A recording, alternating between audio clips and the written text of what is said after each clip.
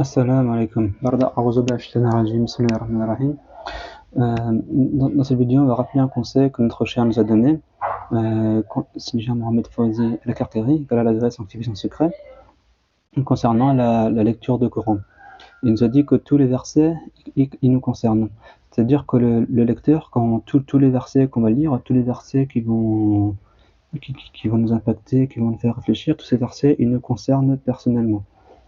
Et c'est pour ça hier quand on a utilisé le verset de Sayyidina Moussa qui parlait avec son Seigneur pour le voir, eh bien on sait très bien qu'on n'a pas le maqam de Sayyidina Moussa qui est un messager, qui est un prophète, et que jamais on atteindra ce qu'il a atteint en termes de connaissances, en termes de tauba, en termes de tout cela. On ne peut pas atteindre ce qu'il a atteint. Cependant, le suivi, il nous incombe. C'est-à-dire que c'est un messager, et donc ça nous incombe de le suivre. Et par exemple, également, il y a le voyage nocturne, l'ascension nocturne.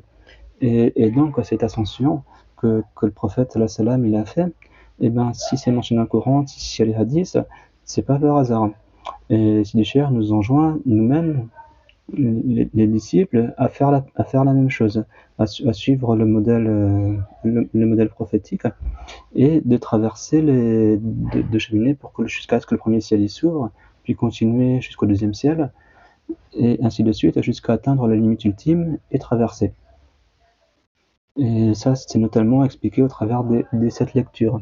Et donc chaque lecture correspond à un ciel, et c'est pas des lectures qui sont intellectuelles, mais c'est des lectures qui sont par un cheminement complet.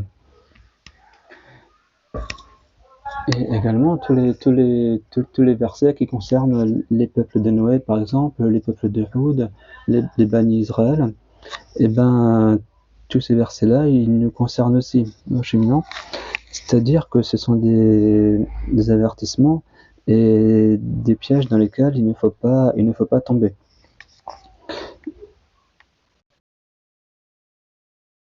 Et bien sûr, il y a beaucoup de pièges.